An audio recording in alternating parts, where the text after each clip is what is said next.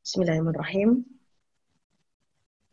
Ya ayyuhalladzina amanu taqullaha haqqa tuqatih wa la tamutunna illa wa antum muslimun. Assalamualaikum warahmatullahi wabarakatuh. Ibu-ibu, ada beberapa bapak nih saya lihat juga di sini. Alhamdulillahirrahmanirrahim, bertemu lagi dengan saya di minggu keempat ya. Saya lihat ini ada beberapa nama yang sepertinya bahkan dari pertemuan pertama hadir ya, konsisten.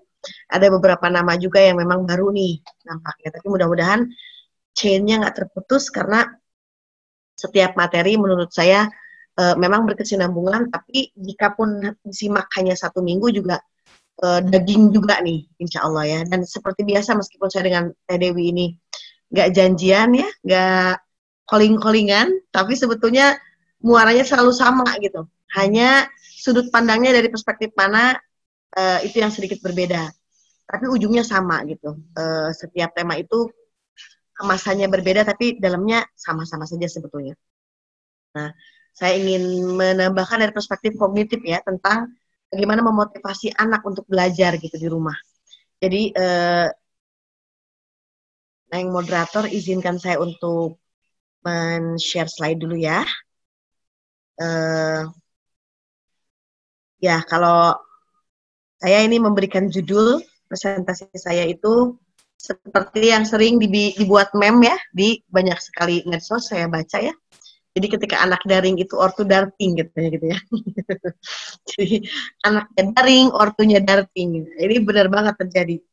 Baru kemarin saya juga webinar dengan 400 guru kurang lebih. Dan sharingnya banyak sekali permasalahan yang muncul. Saya sampai ketawa-ketawa sendiri ya. Sampai berbagai macam capturean di grup WA atau WA pribadi antara orang tua dengan guru diperlihatkan. Beberapa video juga ditayangkan. Subhanallah. Saya juga baru tahu separah itu, Bu. Apalagi untuk di kampung-kampung ya, di daerah-daerah terpencil yang memang betul-betul terbatas, baik itu kepemilikan gawai maupun kepemilikan kuota gitu. Sehingga banyaklah keluhannya yang lucu-lucu gitu. Sambil ketawa, sambil pengen nangis saya juga sebetulnya ya melihatnya. Sedikit saya share di sini dengan ibu-ibu. Jadi memang ternyata di mana-mana ini menjadi hot issue gitu.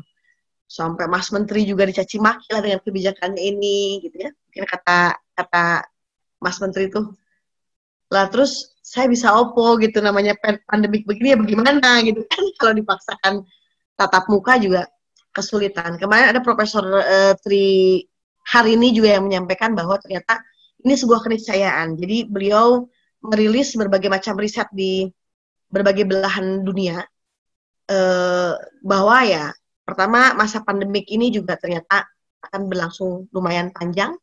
Kemudian yang kedua, ada atau tidak masa pandemik, sebetulnya belajar daring ini sebuah keniscayaan gitu. Jadi ke depan ini belajar daring salah satu metode belajar yang memang dipertimbangkan untuk tetap dilakukan gitu, Bapak Ibu. Jadi dengan teknologi itu kita berlomba, kita nggak bisa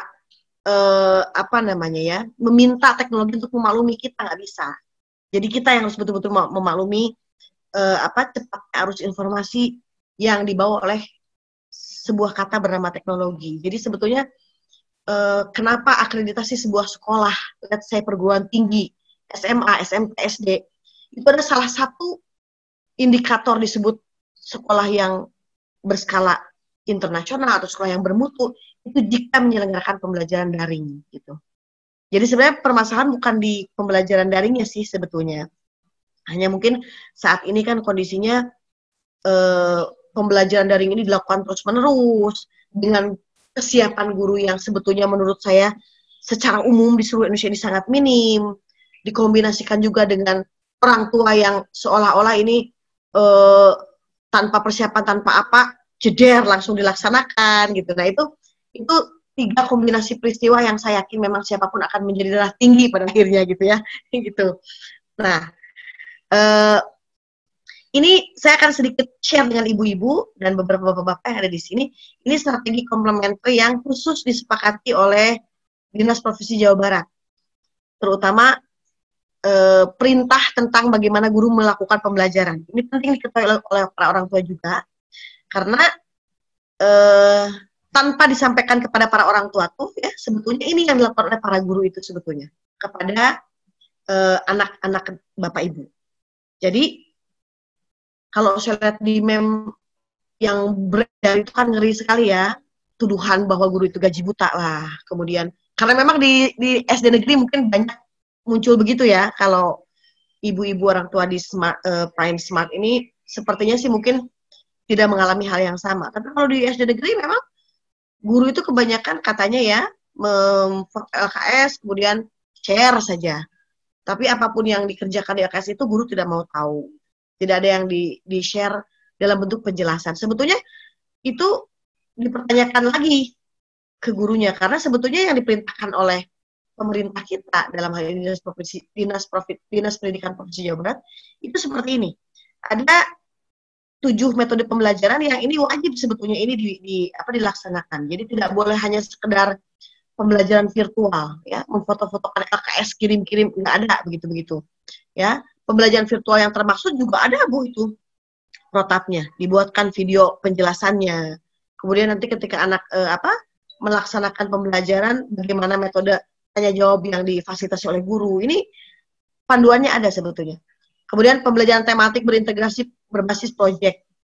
Sekolah anak saya sudah melakukannya. Jadi misalnya anak bikin proyek membuat cemilan atau snack gitu. Kalau menurut saya tidak bikin stres akhirnya nih si orang tua karena snacknya ibu-ibu pilih sendiri. Itu hari pertama itu hanya membicarakan apa ya yang akan dibuat antara anak dengan orang tua. Jadi kalau pagi-pagi pembiasaan ibadah rutin, kemudian siang itu selama 2 jam itu hanya mendiskusikan mau bikin apa ya. Nah, si sekolah kenapa melakukan itu? Karena harapannya ketika anak dengan orang tua ngobrol, bikin apa ya? Kayak saya dengan anak saya. Mau nggak bikin bola-bola coklat? Kenapa harus itu, Bunda? Kalau Dede punya saran apa? Gimana kalau ini? Misalnya gitu ya. Ada percakapan yang terjalin. Itu yang dituju oleh guru adalah bukan hasil akhir proyeknya, tapi bagaimana kemudian orang tua dengan anak di masa pandemik ini kemudian menjadi muncul kualitas interaksi yang baik, komunikasi yang bagus. Ketika selama tidak pandemik, ibu sibuk berangkat, ayah sibuk berangkat, komunikasi kurang, maka bagaimana pembelajaran yang ada bisa mengeratkan itu. Sementara tugas si guru ketika hari pertama hanya memberikan judul, hari kedua silakan dieksekusi, dibuat videonya, tapi jangan dulu dikirim, hari ketiga baru dikirim. Jadi pembelajaran tematik berintegrasi proyek ini 3 hari hanya membuat satu masakan, sehingga orang tua tidak stres. Saya juga biasa aja, nggak stres gitu. Karena ada tahapan yang diberikan oleh si guru, dan guru inilah yang kemudian dia harus kreatif untuk memasukkan ke standar kompetensi dan kompetensi dasar apa yang bisa ditembak oleh satu kegiatan itu. Gitu. Jadi sebetulnya Bapak Ibu, kuncinya memang di sekolah dan di guru. Ketika sekolah dan guru mampu mendesain aktivitasnya cukup satu, karena nanti yang dituju dari anak itu nanti di bawah saya akan jelaskan, mau dia pengetahuannya atau keterampilannya atau afeksinya, nggak apa-apa, 1 kali pembelajaran 1 saja anak bisa begitu, sudah syukur alhamdulillah, sudah hebat. Makanya ini dilaksanakan ini integrasi berbasis proyek. Jadi tiap hari tuh yang kejarannya itu hasil sehingga ada 7 jenis pembelajaran, 7 setoran atau bahkan misalnya 8 setoran, nggak begitu gitu.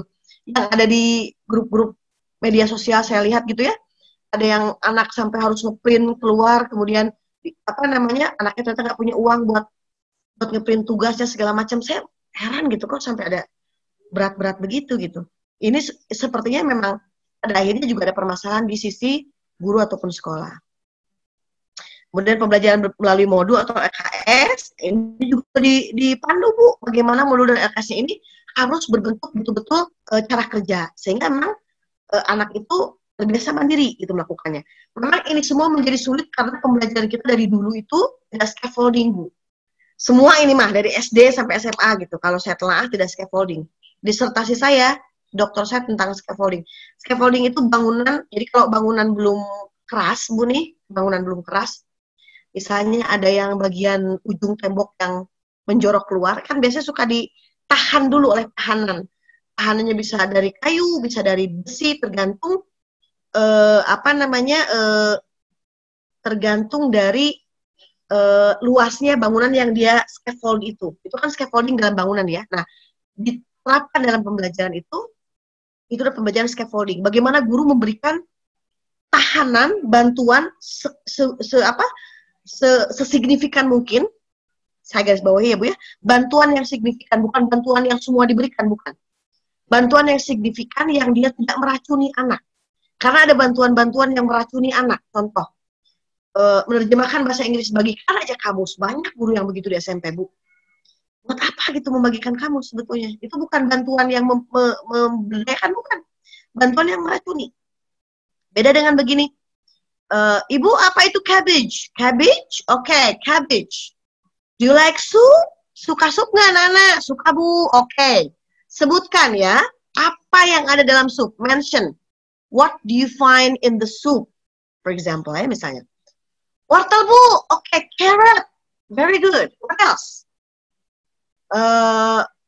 Bakso, Bu. Meatballs. Great. What else? Kol, Bu, kol. Cabbage. Kata si anak, oh berarti cabbage itu kol. Nah, kita menciptakan jaring-jaring di kepala si anak itu. Ada tadi meatball, ada tadi carrot, kemudian ada tadi sup. Pada saat si anak dibutuhkan oleh otaknya nyari apa itu cabbage, mungkin dia tidak langsung ingat kol. Mungkin dia ingat wortel dulu. Mungkin dia ingat sup dulu. Nggak apa-apa. Karena begitulah cara berpikir otak manusia. Harus ada kaitan. Itu belajar scaffolding. Banyak guru kita yang belum bisa seperti itu gitu. Belajar scaffolding. Ya, sukanya hanya memberi satu arah saja gitu. Makanya ketika pandemik begini pun dipotohan LKS buat apa, itu bukan belajar sebetulnya. Gitu, ya. Nah, maka banyak yang ingin saya jelaskan sih, tapi waktunya yang cukup ya. Ada home visit juga, jelas ini ya, belajar ke rumah, jadi tahu persis apa yang menjadi kesulitan setiap murid yang pasti berbeda-beda kesulitannya. Kemudian televisi sekarang dioptimalkan ya, radio, bahkan di Kabupaten Sumedang ada televisi yang memang gratis menyiarkan berbagai macam program pembelajaran, meskipun saya guru-gurunya juga belum begitu bagus, tapi lumayan lah ikhtiarnya ya, dan gratis pula. Karena ini disupport oleh pemerintah saat ini. Kemudian ada grup medsos ya, WA dan sebagainya. Lalu ada penugasan berkala dan terstruktur, jadi kayak mini project gitu Bu. Jadi nanti ada satu semester mengerjakan apa. Itu tadi saya bilang, dari satu kegiatan itu gurulah yang kemudian menurunkan menjadi SKKD yang selama ini banyak. Dan yang banyak ini kalau tatap muka langsung bisa semua diberikan. Kalau lagi pandemi begini, tidak. Guru juga diperintahkan untuk menurunkan semua standar sebetulnya. Nah, oleh karena itu Bu, biar nggak darting, sebetulnya karena guru pun diperintahkan untuk menurunkan standar, maka sebetulnya Bapak Ibu pun seyogianya menurunkan standar ekspektasi terhadap anak gitu. Kalau tadi bahasanya Teh Dewi kan dengan bahasa psikologi ya. Bagaimana kemudian misalnya tadi anak tidak dibebani begini gitu ya. Kemudian lihat tahapan perkembangannya. Nah, itu nyambung dari sana. Melihat tahapan perkembangan yang dimaksud oleh Kak Dewi di psikologi itu, dari situlah kemudian para ahli kurikulum juga sama gitu. Menilai masalah ini tuh, iya, putuskan bahwa harus ada yang disebut dengan revitalisasi makna belajar, Bu. Ya, dan ini harus ada di benak Bapak Ibu juga. Jadi makna belajar yang selama ini kehilangan arti penting harus dibuat penting lagi. Belajar itu apa gitu? Bukan belajar itu si anak kemudian nilainya 9. Salah itu, ya. Bukan belajar itu kemudian misalnya si anak bisa menghafal misalnya kronologis kehidupan Kartini atau kehidupan misalnya siapa ya pahlawan, kok saya jadi lupa semua ya materi-materi SD SMP. Bukan menghafal kabinet apalah gitu ya, saya juga tidak hafal-hafal itu. Jadi harus dibuat vital lagi Bu. Dibuat vital tuh begini. Pertama, sebetulnya Bu, yang disebut dengan definisi belajar zaman baheula itu ya Bu ya, itu sebetulnya terbagi dua. Satu, aliran behavioristik, yang satu lagi aliran kognitivisme. Dan ini yang dipakai oleh kita sekarang banyak, yang itu kemudian dikembangkan menjadi konstruktivisme. Tapi menurut saya dua-duanya juga oke sih, ya, tergantung di mana kita menerapkan. Aliran behavioristik itu dulu ada percobaan Bu, dilakukan kepada yang namanya, mohon maaf, binatang anjing, kepada yang namanya burung. Belajar itu apa sih? Para ahli mencoba untuk membuat percobaan-percobaan pada binatang awalnya itu. Karena binatang dianggap sebagai replika manusia gitu ya, banyak meniru perbuatan manusia. Pertama anjing. Mungkin ibu-ibu pernah dengar yang disebut dengan Pavlov, Skinner ya, para ahli teorisnya itu. Jadi dulu itu Bu, si Pavlov ini membuat percobaan begini. Jam 8 pagi anjing itu dikurung ya, kemudian dikeluarkan. Ada bunyi bel, kemudian si Pavlov itu membawa seonggok daging Bu, dikeluarkan begini. Dan si anjingnya keluar, lalu dia menjulurkan lidah, keluar air ludah dari lidahnya itu. Ngecelak lah gitu ya Bu ya, ngecelak. Besoknya begitu lagi. Ting ting ting ting jam 8. Anjing itu keluar, kemudian menjulurkan lidahnya.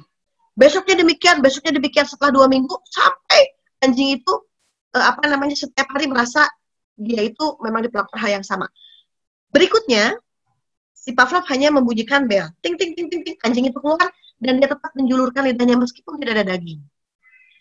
Minggu berikutnya bel tidak ada, daging tidak ada, tapi jam 8 pagi anjing itu tetap keluar dan mengeluarkan air lidahnya beserta air liur. Padahal nggak ada bel, nggak ada daging.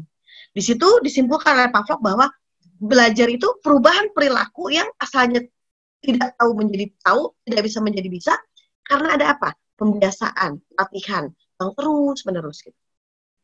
Seperti itu. Nah, itu dulu konsep belajar menurut teori behavioristik, Bu.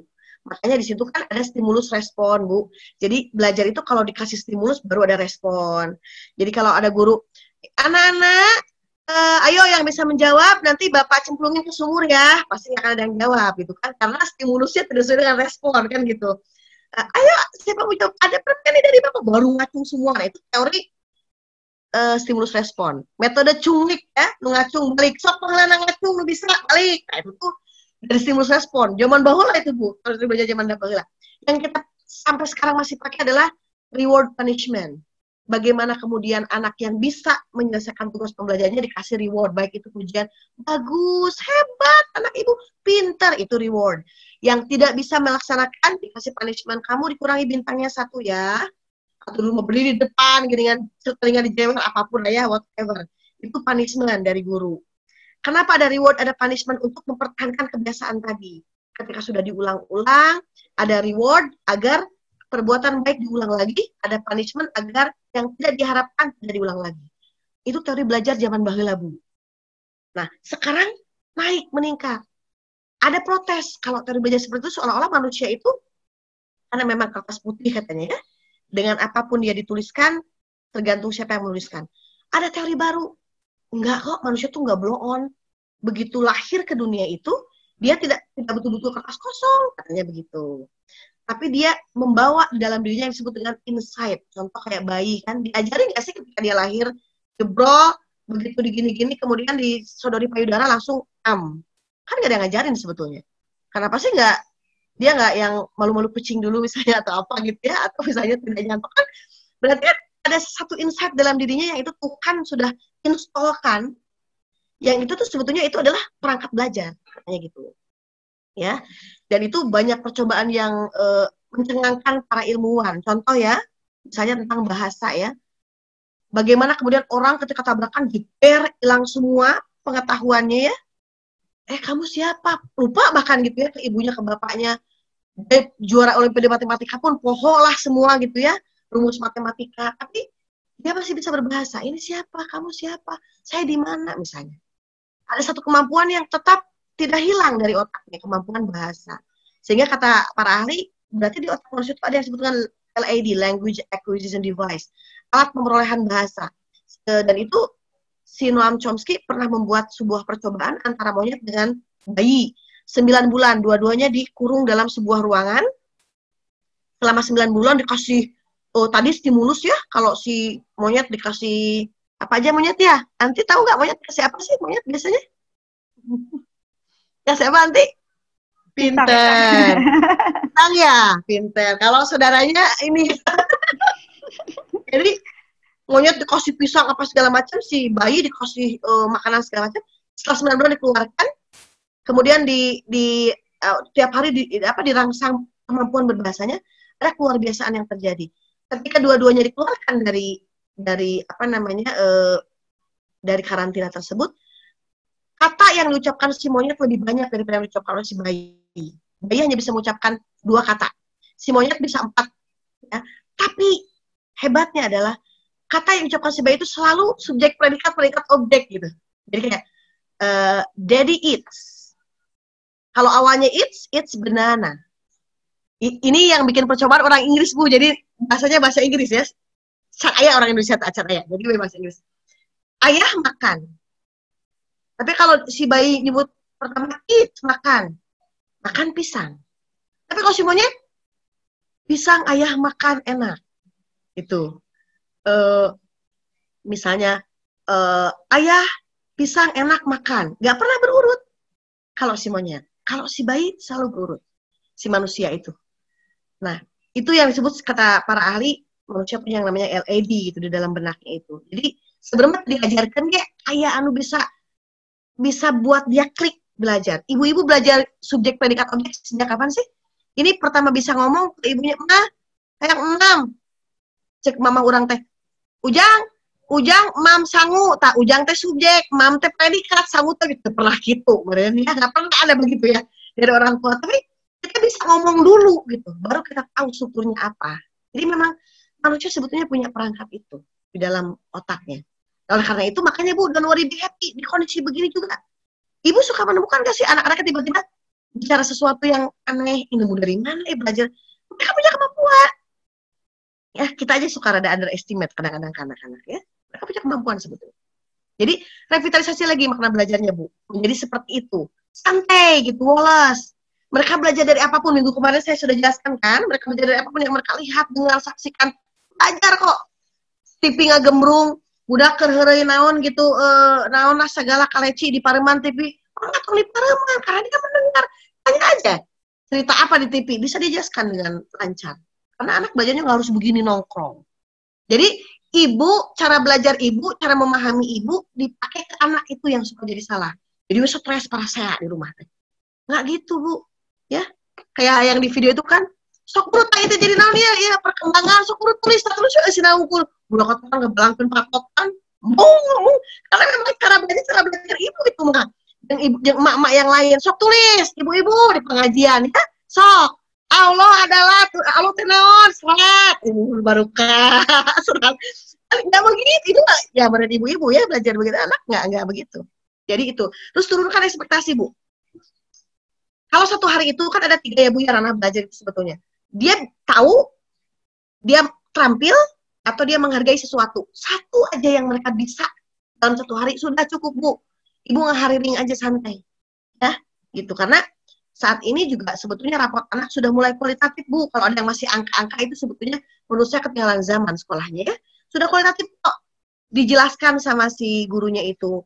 Anak ini mampunya ini, di sini kurangnya di sini. Harus diisinya dalam hal ini. Ketika dia mengisi kalimat rumpang, kosakatanya kurang begitu banyak. Begitu rapotnya juga. Udah angka. Gak ranking. Malah kemarin disampaikan kemungkinan besar malah nggak ada ranking sama sekali ya untuk yang semasa pandemik ini. Jadi santai, ibu jangan yang bikin stres itu ya itu tadi gitu ya. Ibu punya ego, anaknya harus mengikuti ego ibu. Padahal sebetulnya dari pihak sekolah juga sudah diwajibkan untuk menurunkan ekspektasi semasa pandemik ini. Lalu orientasinya diproses jangan di hasil gitu Bu. Jadi kayak misalnya kemarin ya bikin ini anak saya bikin kue atau menjawab sesuatu kuis segala macam gitu. Meskipun dia menjawabnya lambat, kalau bagi saya yang penting dia menjawab sendiri. Jangan nanya ke orang. Kemudian kalau kuis ya, karena kalau kuis kan mengukur evaluasi pencapaian. Tapi kalau misalnya dia memahami sebuah materi, bertanya ke saya, ya Bu ya, nah, dijelaskan segala macam, saya lihat gitu. Reaksi dia terhadap penjelasan saya, bagaimana dia bisa memahami penjelasan saya, dari situ kemudian saya ini lagi menentukan aksi saya. Segini berarti udah paham, sudahlah. Atau kurang saya beri contoh. Saya menjelaskannya bahasanya agak terlalu tinggi, saya ulang. Itu tuh kita mengawasi reaksi anak terhadap penjelasan kita. Jadi jangan ibu yang punya agenda.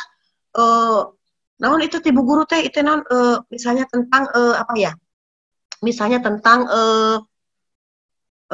macam-macam misalnya transportasi. Jadi ibu langsung di kepala teh terang. Berarti pertama darat, laut, udara gitu ya. Oke, bagus. Sampai sana udah bagus. Menjelaskan ke anak, ibu jangan begini. Berarti anak ini nih ada di buku, ada sekian ini semuanya ini dulu, ini. Stop, Dek. pertama anu, kedua anu. Nah, itu berarti ibu target di buku gitu. Jangan begitu. Baca di buku dari bu guru nih. Anak misalnya anak tuh oleh guru itu bisa diberi video atau diberi teks tentang alat transportasi. Ibu langsung layangkan pandangan, oh oke. Saya pernah bawa anak saya naik motor, pernah bawa naik mobil, pernah bawa anak saya naik pesawat terbang. Mulailah dari apa yang pernah anak-anak alami. Lalu ibu mendongeng, itu baru proses. Ibu mendongeng, Dek, waktu itu gening, waktu ke rumah si nenek gening, kita naik apa gening? Ada waktu itu gening sama ibu gening, waktu ke rumah si bibi naik apa gening? Ibu gitu aja, ngedongeng aja. Dengan mendongeng begitu, Bu, mau kata bu guru, kumpulkan jam 11. Mau kata bu guru misalnya teh, fotokan, videokan. Ibu jangan target itu yang dikejar. Pokoknya, lihat, oh anak sudah minimal tahu alat transportasi darat itu apa saja. Ini. Laut, ini. Udara, ini. Sudah cukup. Ya, gak usah push anak. Atuh teu apal-apal. Laut jeung darat pahili wae. Darat jeung laut pahili wae. Naon, tapi at least misalnya adek lebih senang naik apa waktu itu? Naik andong mah, kenapa? Angin ngahiliwi makeun kalau naik mobil mah panas, itu efektif sudah dapat si anak itu.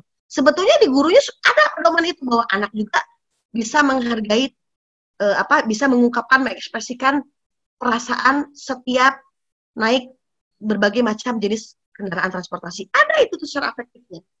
Jadi kita baiklah budak tak apal-apal naon jenis mobil kan, tapi saat itu anak mengungkapkan pernah naik andong, itu sudah belajar, Bu. Jangan salah, harus sudah belajar. Makanya turunkan ekspektasinya gitu. Jangan patokannya di buku, Bu. Jangan patokannya di LKS. Patokannya tadi, keterampilankah, pengetahuankah, atau dia bisa menghargai apa yang dia pelajari. Sudah itu. Itu diproses. Karena tadi hasil akhir kualitatif, bukan di angka. Itu ya, Ibu-Ibu. Nah, tadi saya sudah sampaikan ya, ambil hanya satu, pengetahuan saja, keterampilan saja, atau afektif saja. Tidak menekan, tidak memaksa, metode mendongeng. Sudah saya jelaskan tadi semua tiga-tiganya. Ya. Nah, ini sudah saya sampaikan di minggu keberapa tuh. Lihat Bu ya, ini ada 4 orang yang meneliti ini ya. Dari mulai, Mayer, kemudian Randolph, 2 lagi saya lupa namanya. Bahwa anak itu belajar dari apa yang dia dengar hanya 10%. Dari apa yang dia lihat hanya 20%. Apa yang dia lihat, dia dengar 50%, apa yang dia katakan 70%, apa yang dia katakan dan lakukan 90%. Makanya saya tadi bilang, mendongenglah ibu-ibu. Apa sih yang pernah anak-anak lakukan dengan terkait pembelajaran yang diberikan guru? Itu ada. Jadi ibu mau stres tentang meninggalkan tugas pembelajarannya, dongeng lagi, Bu. Nggak apa-apa, anak nanti bisanya apa, potokan, kasih ke guru. Misalnya ya, tidak sesuai dengan orang lain begini benar. Santai, Bu, nggak apa-apa. Kita lebih berorientasi kepada apa yang anak lakukan dengan kita terkait pembelajaran itu. Jadi, mendampingi tepan ibunya juga ya, sambil pakai samping, oke, tidak jadi masalah gitu. Jangan dongeng mambar kita sering paling dongeng dengan anak-anak gitu. Ya, jadi jangan yang formal atau apa gitu. Nah, jadi seperti itu ya. Jadi anak belajar itu 90% dari apa yang mereka katakan dan lakukan. Maka ibu membimbing mereka itu ya, jangan bacakan dari tugas gurunya, sok kamu tulis, bacakan tugas gurunya, sok kamu tulis. Itu mah paling anak cuma belajar 10% atau 20%, Bu. Atau 30% lah paling banter. Ya. Tapi kalau ibu mendongeng, membuat anak mengingat kita pernah lakukan ini loh, Nak. Kita pernah lakukan ini loh, Nak. Bisa 90%. Lebih bagus lagi kalau anak kita ternyata dengan diberi dongeng begitu bisa lebih tertib, kemudian menulis sesuai dengan waktu yang diberikan oleh guru-guru yang meminta, itu jauh lebih bagus lagi, jauh lebih hebat lagi. Ya? Tapi saya ini menyikapi yang memang betul-betul ada di bawah, katakanlah keumuman anak-anak yang lain gitu ya. Tidak usah stres. Nah ini terakhir ya, 2 hal ini. Ini yang menurut saya kadang-kadang kita anggap sepele. Jadikan apapun tugas dari guru itu challenge, Bu. Kalau saya ke anak gitu, ayo challenge pertama ini. Kadang-kadang saya beri hadiah kalau dia bisa melakukan tugas dari gurunya dengan tertib. Jadi seolah-olah saya mah hanya sebagai fasilitator saja. Bagaimana dia bisa belajar mandiri dengan apa yang diberikan oleh gurunya. Kadang-kadang saya beri hadiah, kadang-kadang pujian saja, kadang-kadang diberikan hadiah jalan-jalan gitu. Tapi ini menjadi sebuah challenge bahwa Satu, kalau kamu melakukan ini, ibu sangat bahagia. Ayah sangat bahagia. Dan tugas utamamu belajar itu membuat orang tuamu bahagia. Itu menjadi pahala buatmu, gitu ya. Kemudian itu menjadi kebahagiaan buat kami. Allah juga suka. Sok, di-challenge, tantang sama mama. Gimana caranya agar hari ini kamu bisa melakukan ini sebisamu, nak. Sebisamu. Jadi jadikan challenge. Jadi kita juga sama-sama tertantang nih. Mengerjakan ini. Asik juga nih. Oh, olahraga bersama orang tua. Gitu misalnya. Atau kemarin juga baca Quran bersama orang tua. Saya juga suka kadang-kadang, aduh harus pakai kerudung dulu nih gitu ya. Harus ini dulu, harus mandi dulu. Sok rada humandar juga, Bu, sama saya juga gitu ya. Tidak selalu excited gitu. Tapi di sisi yang lain, sering juga saya jadi baca-baca, oh iya, asik juga ya, seru ini. Kitanya jadi men-challenge diri kita sendiri. Melawan malas kita sendiri. Dan terakhir memang harus ikhlas. Untuk yang ikhlas ini, saya ingin bercerita sebuah filosofi, Bu. Dari kata Alhamdulillahirrahmanirrahim. Jadi, bingkailah semua aktivitas kita saat ini mengajar anak dengan kata Alhamdulillahirrahmanirrahim. Kata al, Bu, kata al, itu alif lam, memakai sukun. Itu pengertiannya itu adalah segala. Jadi kalau segala itu, kata Ustadz saya, segala, nafikan yang lain. Jadi ibu nggak boleh yang bilang gini, kumaha adaannya ibunya tuh, alhamdulillah sih ya, masih ada ini sih sedikit, agak masih belum ini sih, tapi ya, itu nggak boleh katanya. Karena kalau sudah alhamdulillah, segala, ya segala puji bagi Allah, tidak harus ada yang lainnya lagi, tapi nggak harus. Alhamdulillah, ibu saya sudah baik, sekarang tinggal berobat jalan, bla bla bla. Itu dari kata al. Yang kedua hamd. Hamd itu hamdu, bersyukur. Ada kata syukron, ada kata hamdu. Kalau syukron itu kita bersyukur karena diberi sesuatu. Misalnya orang tua ngasih, nih buat kamu, aduh syukron mah, syukron. Nah, itu berarti kita berterima kasih karena diberi sesuatu. Tapi kata hamdu itu kita bersyukur diberi atau tidak diberi sesuatu. Apa kita pernah bersyukur, Bu? Kita bisa berkedip, coba ibu-ibu disendak matanya segini, 10 menit aja. Silahkan, dijamin saya pernah melakukannya karena guru ngaji saya nyuruh begitu. Ngucur semua. Nggak bisa. Nggak bisa kita nggak berkedip 10 menit itu nggak bisa. Sakitnya nggak biasa. Tapi apa kita pernah bersyukur? Kita berkedip. Allah kita nggak minta, ngasih ke kita itu. Oksigen, bagaimana di rumah sakit begitu mahalnya oksigen. Bisa beratus-ratus juta kalau orang dirawat berbulan-bulan. Apa kita pernah bersyukur menghirup itu? Sehingga kita berutang ke Allah berbilion-miliar sebetulnya. Allah kasih meskipun tanpa kita minta. Itu hamdu. Memberi tanpa kita meminta. Ya. Kemudian terakhirnya, lillahi rob. Kata ustaz saya, ustaz saya kan ustaz. Rob itu, karena saya juga masih belajar, Bu, maksudnya begitu. Jadi ustaz saya bilang, rob itu mengurusi, Bu. Mengurusi. Jadi bukan cuma menyediakan, tapi mengurusi. Sama seperti ibu kita ke kita. Dari bangun tidur sampai tidur lagi kita diurusi. Nah, begitulah Allah kepada kita. Sehingga betapa kita harus mempercayakan kepada Allah apapun, karena Allah mengurusi kita. Rizki disediakan, apapun disediakan. Jangan pernah takut. Rizki berhenti kalau kita mati, katanya gitu. Kita belum mati, rizki tetap ada. Meskipun secara kasat mata tidak bekerja, misalnya begitu. Nah, dari filosofi Alhamdulillahirrahmanirrahim ini, saya menangkap ada suasana ikhlas, ada suasana percaya sekali gitu, ya, kepada Allah itu, dan menafikan yang nggak penting yang lain-lain. Ya. Kemudian ada suasana yang ditangkap itu adalah tadi menjadikan semua itu sebagai sebuah tantangan untuk kita lebih baik lagi. Nah, mengajar anak juga seperti itu menurut saya, ya. Jadi pertama kita harus percaya kepada potensi kita, Bu. Percaya pada potensi anak gitu. Percaya bahwa kita tuh makhluk yang sudah pasti Allah turunkan akalnya untuk berpikir, insya Allah memiliki kemampuan untuk berpikir.